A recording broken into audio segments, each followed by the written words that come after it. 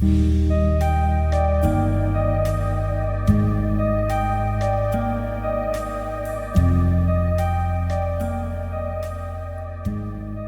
velkomin. Takk fyrir. Takk fyrir að koma og gaman að hitta þig. Sömuleiðis, mjög gaman. Þú ert Dale Carnegie íkona. Já, Já. akkurat. Og mér langaði svona að fá að vita þess meira þig og hvaðan þú kemur og hvað þú hefur gert í gegnum tíðina. Já. En byrjum bara á því, hvaðan kemur þú? Sko, ég alin upp í Breiðholtinu og ég segi stundum ég sé Árbæingur í aðra ættina og Vesturbæingur í hinna. Okay. Og og það var, já, en í Breiðholtinu þegar ég alast upp og hef sterka tengingu þangað. Já. Þannig að ég reykvingur. Já. Hvernig var að alast upp í Breiðholti? Það var bara ótrúlega gaman. Já. Það var þú veist, þetta var barnmart hverfi og ég elst upp í stegangi blokk sem að svona var bara lítill heimur og þar eignaðist ég bara mína bestu vinkonur sem að áttu líka heima í sama stegangi og við vorum með dansafingar í hjólageymslunni og svo leiði og þær eru enn þann dag í dag bara mínar bestu vinkonur Já, en gaman. Þannig það mjög gaman og og skólinn var stór og bara mikið líf og fjör og í rauninni hefði ég geta komist upp með að verða stúdent og ljúka tónlistanámi á þess að fara yfir götu. Já, ok. Þannig að það svona svolítið sérstakt, Og það var ekkert þetta gettó dæmið þeim tíma eins og verið að mála þannig í dag, Já, algjörlega. Og var pottitt gert þá líka, og ég, það var aldrei mín upplifun, ég bara, mér varst þetta bara, bara fullt af krökkum, gleði og átökuðu þetta líka, en það er bara partur af því að bara, þú veist, alast upp innan fólk, það er bara svo les. Áttu mörg systkini eða? Ég elsta systir, ég á 2 yngri, og er svolítið mikið elsta systir, Já. Já, það er alveg þannig. Við erum bara ábyrðar. Já, ég held það, ég þú veist, ég já, mér fannst ég alltaf bera svolítið mikla ábyrða þeim, og vera æfa mig að leyfa þeim að vera fullorðnar. Já, það getur verið flókið, að fara úr þessum hlutverkum. Já, algjörlega. Hvernig gekk skólagangaðinn? Varstu góður námsmaður? Ég var bara svona algjör meðalnemandi, svona á bókina, en var á fulli félagslífinu. Já. Og tók þátt í öllu sem var í boði og var í leiklist og dansa, þú veist, ég var eða jazzballett og var í ræðuliðinu og bara, þú veist, það sem var í boði, ég tók þátt í því. Já. Þannig að það var minn fókus svolítið, Og gekk þið vel, þú veist, að klára grunnskólan og fengi bara svona, bara svona meðal. Já, ég það gekk allt bara fínt og ég fór sen eftir grunnskólagöngun, eftir Hólabrekkuskóla, þá fór ég í Kvennó. Já. Og og það var líka bara stórkvæslegt gæfuspor, að fara þangað og þangað fór ég, þú veist, vinir mínir fóru yfirleitt annarkvort í Vestló eða í FB. Já. Og ég fjall algjörlega fyrir Kvennó. Það var einhvern veginn við að gangi innan litla gamla skóla og sem einhvern veginn bara gerða verkum ég og sagði, á ég heima. Og það eignaðist ég fullt af eignaðist ég bara vinkonu hóp líka sem að mér mjög kær. Já. Og þannig að það var bara annað svona kaflaskipti og mjög ánægilegt, Já. Varstu mikill djammari þegar þú varst svona þessum yngri árum? Já, ég var það alveg pottþétt, en fljótlega samt, var ég það ekki, Ég held að ég hafi verið, þú veist, ég kynnist manninu mínum 18 ára. Okay. Og þú veist, og einhvern veginn við það róast mjög mikið, Þannig að eftir einhvern veginn að við urðum para þá einhvern veginn, þá var það minna bara. Já. eins og gengur að gerist. Já, einmitt. Og þið eru ennþá saman? Já. Já, stórkostlegt. Nákvæmlega. Það er ekki algengt. Nei. Ekki þegar fólk byrja svona að stemma, Nei, sko. Nei, þannig að það er afrek. Já, einmitt, sko, við áttum 20 ára brúkusamali síðasta vor. Já. og mér fannst bara full ástæð þess að halda upp á það. Já. Því ég vil þó að það sé ekki erfitt upp á hvern einasta dag að þá er það alveg svona áfangi sko. Það er bara þannig. Það er bara þannig. Já. Ég minna að þú veist, það er bara skilnaðartölur og þú veist að þeir sem að byrja ungir saman eða það er oft bara, kemur fyrsta barn og þá er það bara búið einhvern veginn, þú veist, ég þekki, er svo mörg svoleiðis dæmi, sko. Einmitt. Þannig að þið, hvenær eignuðust þið ykkar fyrsta? Sko, þá er ég 25 ára. Já. Þannig að við vorum alveg búin að vera saman í ákveðin tíma og það var það skipti mig máli að gera, að mennta mig fyrst, sko. Því að mamma mín hann að vanta viku ég að verða 18 ára þegar ég fæðist. Oh my. Já, þannig að ég hafði reynsla því og kannski mitt vegna þess að það gerði það verkum að ég var ákveðin að það er ekki mitt, sko. Nei. Og ekki það, þú veist að hún var fullfærum að sinna því hlutverki og foreldrar mínir eru ennþann dag í dag saman, sko. Já. Þannig að þannig að það var ekki þannig en já, mér langaði þess að klára námið og svo eignuðust við fyrsta barnið. Já. 2002. Já. Og eru þið með, hvað eigið þið mörg? Svo hefur við 3 stráka. Já. Þannig að svo komið þeir 2002, 7 og 8. Þannig að þú ert bara að kalla heimili. Já, akkurat. Já, ég er alin upp á svona stelpuheimili. Já. Það sem að pabbi kóngurinn. Já. Og en síðan er mín kjarnafjölskylda svo sem ég býð til, þannig að það var það stráka heimili þar sem ég fæ að vera drottningin. Já, og hvað fórstu að læra þá í háskólanum þegar? Ég byrjaði á því að læra, skráði mér sálfræði, ætlaði mér einhvern veginn alltaf að vera sálfræðingur. Já. Það var einhvern veginn alveg þannig, sko. Fann mig einhvern veginn ekki alveg í náminu. Nei. Mér fannst bara sálfræðin eins og maður kennt þá, ekki spennandi og þannig ég tók sko líka fjölmiðlafræði sem var þá hluta af félagsfræði. Já. Og í félagsfræðinni þá opnaðist eitthvað vegna þess að þar eru við að tala um samskipti, sjálfsmynd, hópa og þess áttar svona virkni sem var það sem að svona, mér þótti bara meira spennandi heldur en frumulíffræði. Já, þannig sko.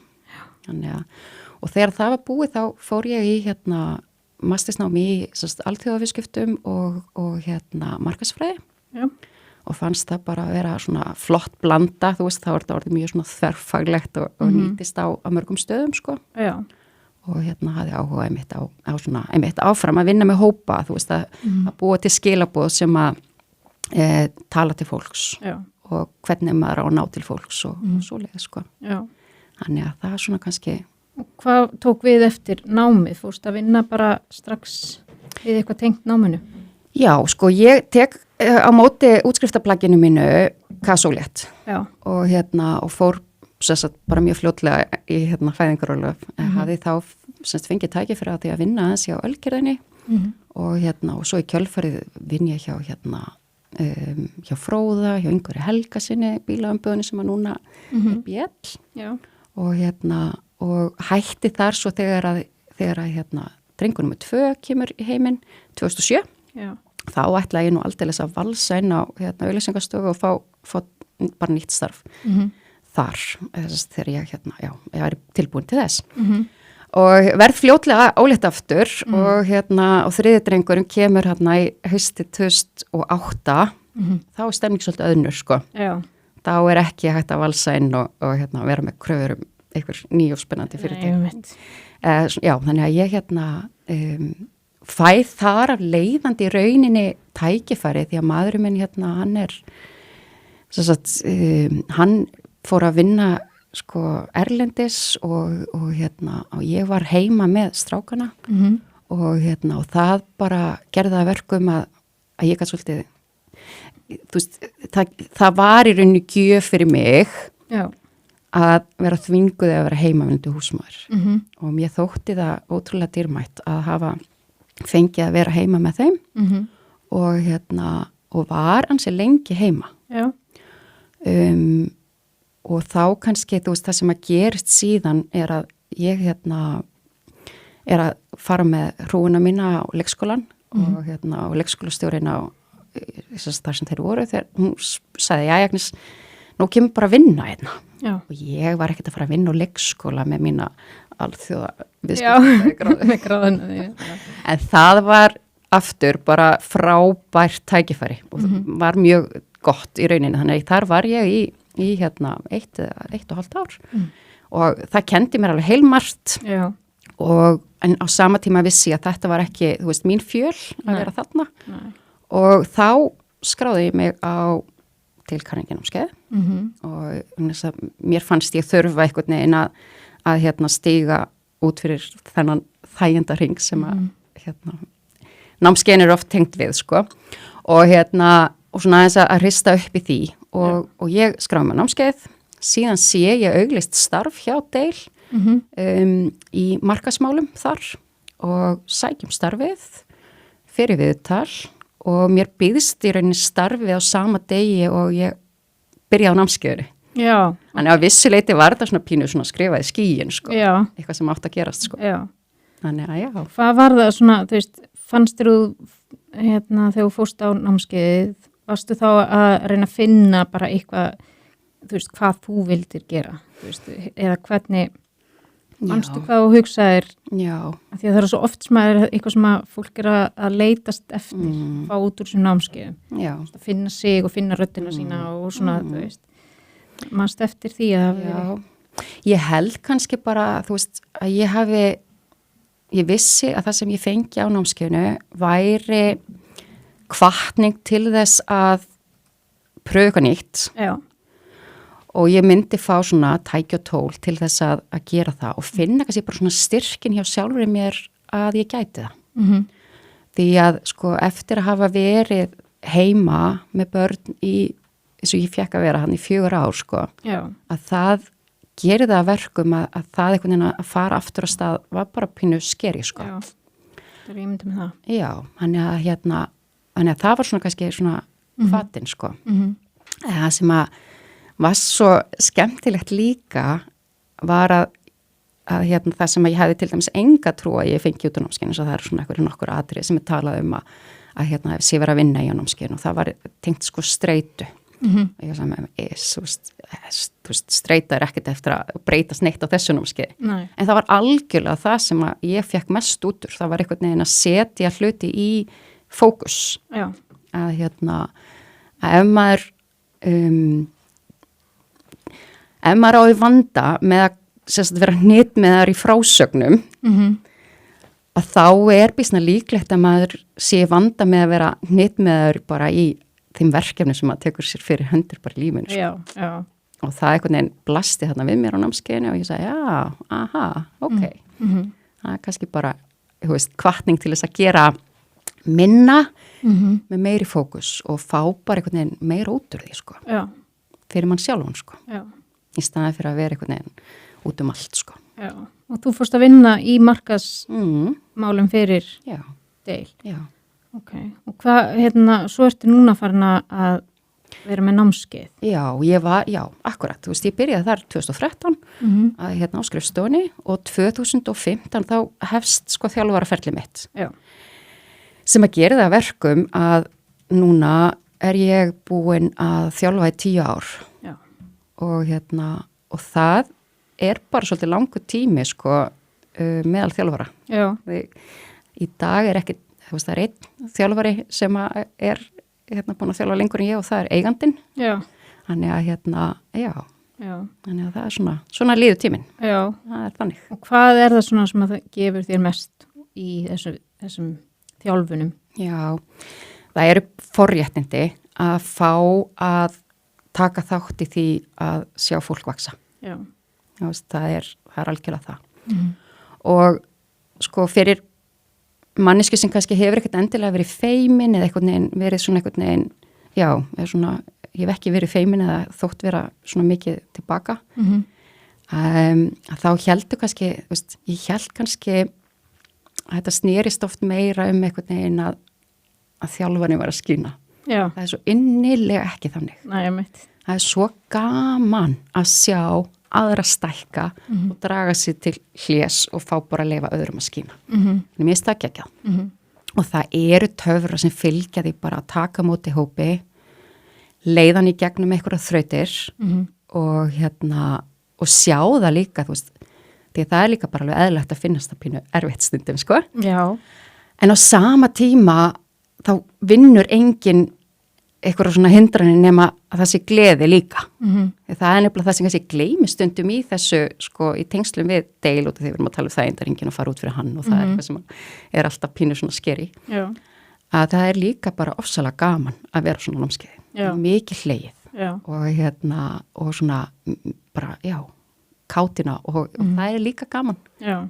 Að finna bara þá orku líka. Já, ég fór einhvern mann á námskeið, það var eitthvað svona tengt sölu og þjónustu held ég og ég var bara, þú veist, því ég er frekar svona feimin, sko, og fólk heldur ég sé það ekki út af því hvað ég geri, en þarna var ég ekki farin að vinna við það sem ég er að gera í dag, en ég var bara, þú veist, bara það að fara upp og segja, ég heiti þetta og eitthvað, og ég var alltaf bara, ég fer ekki aftur, þú veist, og að því mér fannst þetta bara ótrúlega erfitt, sko. Og bara það að segja hvað ég heiti og hvaðan ég er og allt þetta, það fannst mér bara rosalega krefjandi, sko. Þannig að, þú veist, ég held að sé, og ég hef alltaf verið þannig, þú veist, maður átt að lesa upp fyrir bekkin eitthvað og þá var ég með alveg bara dundrandi hjartslátt og eitthvað svona. Þannig að mér fannst ég læra svolítið bara svona að, þú veist, þarna að fatta það að við erum öll bara, stressuð yfir þessu og við erum öll einhvern veginn að fara út fyrir ramman. En ég fekk alveg fullt út úr þessu, sko. Geggjað. Og þannig að ég hef alltaf verið, mér finnst þetta mjög jákvætt sem er að kenna þarna, svona það sem ég veit sko. Já. Og þú ert að fara að vera með eitthvað námskeið núna bara fljótlega. Já. Hvað getur sagt mér um það? Já, sko ég er búin að ganga með þetta í maganum alveg í svolítið tíma. Að aðeins að útvíkka sko svona deilfræðin og bæta inn í það bara svona alls konar annað sem ég hef lært, sko. Og þannig að þú veist, þetta verður bara einn dagur, einn sunnudagur í 17. janúar sem er svona upp af árs og það eru margir einhvern veginn svolítið svona, þú veist, við erum pínu svona upptekinn að því svona í byrjun ás að setja okkur markmið og eitthvað svo leið, sko. Og það er bara gott, þú veist, það er bara gott að nýta svona orkuna sem að maður fær úr svona tímamótum til þess að velta fyrir sér, sko, hvað tekur við núna? Og þannig að þetta verður þess aftur námskeið, þetta verður svona markmiða námskeið. Það sem við ætlum að gera öðruvísu er ekki gert á venjulegum deilkarninginámskeiðum er að við ætlum að tengja inn í þetta bara svona smá styrkleika vinnu, þannig að við erum að vinna bara út frá sko hverjir eru styrkleikarnir sem við búum yfir og hvernig nýtast þeir til þess að setja sér markmið. Þannig að stundum er maður einhvern veginn að setja sér markmið einhverju sem að manni skortir. Já. Og það er oft bara ekkert endilega vænlegt til árangur, sko. Nei. Heldur frekar að horfa á sko hvað er það sem að við búum yfir og hvernig getum við nýtt þá áfram. Já. Og kannski eru styrkleikar sem að við erum kannski bara að keyra á allt og mikið. Já. Og það er að hvíla þá. Já. Og finna, ég bý líka yfir styrkleikum eitthvað annars þar get ég nýtt á til þess að ná markmiðum mínum. Þannig að nálgunin á markmiðasetningunni er aðeins önnur heldur en gengur að gerist á okkar námskeiðum. Svo er það sem við ætlum að gera líka er að við ætlum að blanda inn í þetta svona sko smá jóga og hugleiðslu. Já. Þannig að við munum byrja daginn á því að taka bara létta flæði og svona bara aðeins að finna fyrir líkamannum og svona aðeins að svona finna þann frið sem að það fylgjum og þeir sem að hafa stunda svoleiðis einhver tíma, þeir vita það bara stundum þarf maður bara að setjast niður og tjekka inn bara hvernig líður mér, hvað er líkaminn að segja mér. Við erum svo oft einhvern veginn í hausnum á okkur og hraðanum og ná árangri og þetta allt saman. Þannig að við munum byrja á því og fara síðan inn í markmiðavinnuna og enda síðan bara á jóga nýtra og svona slökun og fara svolítið svona senuð inn í restin af deginum og helginni og bara inn í árið, sko. Já. Og þetta er bara svona einstaks námskeið? Já, þetta er bara svona einn dagur þú veist, frá klukkan, ég held að við séum að tala 10 á mótni, þannig maður getur svona, þú veist, maður ekkert að vakna upp við fyrsta hanagall og til 3. Þannig þetta bara svona einn mildur sunnudagur. Já, og fyrir hverja heldur þetta sé svona, myndi þetta vera? Já, mér yfirgnæfindi líkur á því að það verði fleiri konur heldur en kallar þarna, þá kalla sér kannski alveg velkomnir og ég held líka að það sé bara fyrir þá sem að, þú veist, langar að tvinna þetta tvennt saman, þessa árangustrifni sem að, þú veist, hjálpar okkur í að ná árangri bara og ná markmiðunum okkar og sama tíma svona að róa eins taugakerfið og bara og sína sjálfur sér mildi. Þannig að það svona kannski það sem að þetta svona samþættir. Eru fleiri konur sem að leita til Dale Carnegie heldur en? Það svolítið að breytast. Jú, það hefur alveg verið þannig, sko. Það hefur verið svona, ég veit ekki nákvæmlega tölunum hvort það sé, sko, þú veist, það hefur samt alveg örglega verið hátt í 70-30, sko. 70% konur, 30% karlar. Já, ok, það alveg þannig. Já, því ég held svona mörgu leiti og það ekkert óalgengt vegna þess að, sko, það eru konur sem eru miklu líklegri til þess að skrá sig á hverskins námskeið og kaupa miða á tónleika og í leikhús og skrá sig í gönguhópa og hlaupahópa og það eru konur svolítið sem að eru líklegri til að skrá sig í þetta allt saman og það á alveg við okkar námskeið hjá Dale. Já. En við finnum alveg fyrir því að það aukið svona aukin fjöldi stráka sem að koma, ungra manna. Já. Það var mjög áhugavert, sko. Og þið með einhver sérstök námskeið bara fyrir, þú veist, unga stráka eða? Nei, raunin ekki. Nei. Við erum bara með námskeið, sko, eins og fyrir ungt fólk sem að þá aldurstengt, sko. Já. Og við höfum haldið kvennanámskeið, við höfum aldrei haldið kallanámskeið. Nei. Þannig að það eitthvað sem geti gerst. Já, þetta kannski eitthvað sem þarf að skoða. Já, því að þú veist, það að tala það að konur eru svona líklegri til þess að leita sér aðstoðar ef eitthvað að, þú veist, kallar alltaf bara að halda öll inni og eitthvað. Þannig að þú veist, það bara mjög jákvætt ef að það að breytast. Já, ég held nefnilega að það sé að breytast og ég held að þetta sé, þú veist, ég held að það sé það sem við séum að sjá. Já. Að karlar eru líklegri, eru opnari fyrir því að leita sér að bara svona alls konar eflingu og og einmitt að byrgja ekki allt inni, sko. Einmitt. Ég held að það sé alveg rétt, sko. Svo ertu í alls konar fleira, þú ert með gönguhópa og svona, segðu mér aðeins frá því líka. Já, takk. Já, svo ég líka, sko, farastjóri hjá Ferðafélag Íslands og þar held ég utan 2 gönguhópa. Annars vegar það kvennakraftur og þar sem að sko, það mjög skemmtilegu gönguhópur og þú veist, og það eitthvað sem gerist, sko, eins og við erum að tala kynin áðan, sko, og það mjög gaman að vera í blöndum hópum, sko, það ekki að ég sé að tala þannig niður, en það einhver orka sem myndast þegar það margar konur saman. Já. Og það þannig í kvennakrafti að við göngum sem sagt 1 þriðjudag og 1 laugardag í viku og svo viku frí og svo tökum við uppþráðun aftur, þú veist. Þannig að þetta eru svona 4 göngur í mánuði og það voðgaman og erum bara, þú veist, aðalega ganga í kringum Reykjavík. Það eru vorferðir og haustferðir sem við fyrum líka og við gerum alls konar. Já. Við fyrum í vetrarútilegu, við fórum í mars í fyrra útilegu á Þingvöllum. Já. Í -8 gráðum. Ok. Og það var rosa gaman. Talandi að fara út fyrir það einnig. Já. Og svo ég líka með þjóðleiðir sem allt önnur skepna og það mjög skemmtilegt líka. Þá erum við með þess að fólk sem hefur áhuga á því að ganga gamlar þjóðleiðir. Já. Og nálgast kannski, þú veist, tengjast landinu svolítið út frá sögunni þeirra. Og það já, þannig að þú veist að það mjög áhugavert og svona forvitnilegt, þú veist, og maður fyrir að velta fyrir sér bara hvernig fólk hefur byggt þetta land, hvert var það að sækja og bara hvað margt breytist á í rauninni skömmum tíma. Já. Og og já. Það að fara gamlar póstleiðir eða eitthvað svona eftir vörðum og... Algjörlega, já. Þannig að ég komið með mikið vörðublæti. Já, ég trúi því. Það alveg geggjað, sko. Þær eru alveg magnaðar og þær eru bara út allt, sko. Já. Og þú hefur farið strandi líka. Já. Sem Finnst þér, hvaða landsluti finnst þér svona skemmtilegast að fara, eða þú veist?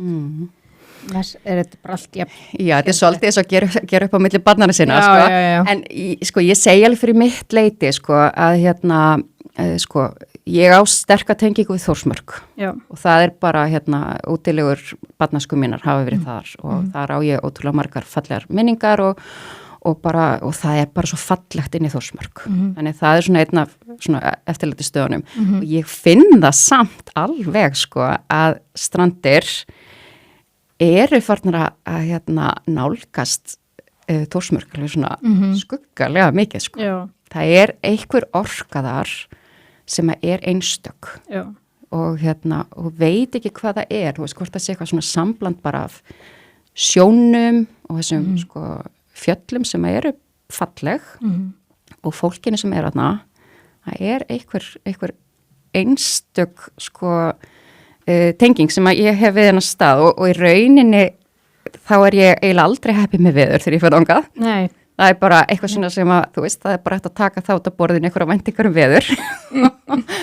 Ekki það, svo hef ég fikið geggja veður líka. En þú veist, þegar ég var þarna í fyrsta skipti, að þá voru við þoku og rigningu, blautarinn að beini og þetta örugglega, það örugglega komið 10 ár síðan þetta var, sko. Já. En síðan þá hef ég algjörlega verið bara fundið, þú veist, bara þörf fyrir að fara þangað. Þannig að mér það... Hefur verið þá að fara á Hornstrandirnar og það? Ég fór á Hornstrandir í fyrsta skipti núna í sumar. Já. Og mér fannst það líka alveg trublað, sko. Já. Þannig að það alveg einstaklega einangra, sko, engi vegir og... Nei. Það svolítið heillandi, sko. Já. Það sem ég fannst áhugavert við Hornstrandir var þessi mikli gróður þar. Já. Því þó það sé sko ekki tré og það heldur ekki mikið af trjám ef nokkur hérna á ströndum eða svona, það eru fá. Mjög fá. Það eru mjög fá. Að þá svo mikill gróðurinn á Hornströndunum og svona fjölbreytur sem að kom mér á óvart og það kom mér á óvart hvað mér fannst það áhugavert líka. Já. Alveg, þetta var rosa gott sumar svona viðfarslega séð eftir júní. Þá var júlí og ágúst var bara rosalega fín og það einmitt að koma upp alls konar gróður sem að maður hefur aldrei séð þarna áður, sko. Nei, mjög skrítið, sko. Já. Hvernig það hefur getað legið í dvala í, ég veit ekki hvað langa tíma eða hvernig þetta gerist. Ég allan búin að sjá alls konar blóm og eitthvað sem ég bara aldrei séð þarna áður, sko. Nei, mitt. Þannig að það mjög skemmtilegt. Já. Svona hvetjandi fyrir svona þrautsig. Já. Það þarf stundu þrautsig til þess að koma upp blómum. Já, algjörlega þannig, sko. og trjám, sérstaklega þarna, sko. Já. Mamma mín búin að reyna það. Já. Það eru 2 tré í garðinum hana á hótelinu og þau eru bæði bara svolítið sjávarbrend á sjávarhliðinu, sko. Þannig að þetta hrjóstrugt og erfitt að vera þarna, sko, búa þarna, þú veist. Ég náttúrulega úlst þarna upp og þetta ekkert auðvelt, sko, en einstaklega, sko, þetta grípur mann, sko. Já, það eitthvað, sko. Það eitthvað, sko, því að við erum að fá fólk bara frá öllum heimshornum sem bara getur ekki beðið eftir að koma aftur að vinna í Djúpavík og komast í burtu frá öllu hinu, sko. Þetta bara annar heimur, sko. Algjörlega. Þannig að... Og mér finnst það líka, sko, þú veist, það sem ég finnst, sko, og því að ef maður teflir þessu saman, sko, Strandir og Hornstrandir, að þá hafa Hornstrandirnar, þú veist, þessa einangrun og mörgum finnst það mjög heillandi. Mér finnst mjög heillandi, þú veist, Strandirnar, sko, sem hafa öll þessi element nema þú getur samt alveg kert í burtu á mígrunniðinni. Þú veist, allavega í sumatíman, það allt í lagi. Já. Mér finnst það líka dásalegt, sko. Já. Þetta spennandi. Hvar ef að fólk vil kíkja á námskeiðið, það bara inn á Dale Carnegie síðunni? Já, einmitt. Það inn á Dale Carnegie.is undir kvennanámskeið og þar kemur þetta friður og fókus. Já. Og hvað kostar svona? Það kostar 25.000 og svo þetta að fara inn á hópkaup og kaupa námskeiði gegnum hópkaup og þá fara það 30% afslátt. Nó. Yes. Þannig að maður týnir það ekki upp á götunni. Nei, það er að gera að notfæra sér það, sko. Já, þetta bara spennandi og ég vona sem flestir skráa sig Já, ég líka. Og þú fáið bara fullt af fólki þarna. Ég er alveg vissu það. Þetta verður mjög gaman, sko. Já, ég er bara full að trúa þig. Þannig að takk bara fyrir að koma og svona deila með okkur þinni sögu og þessu öllu og við eigum mörg eftir að hittast aftur. Pottþétt, í Djúpuvík. Já, takk. Takk.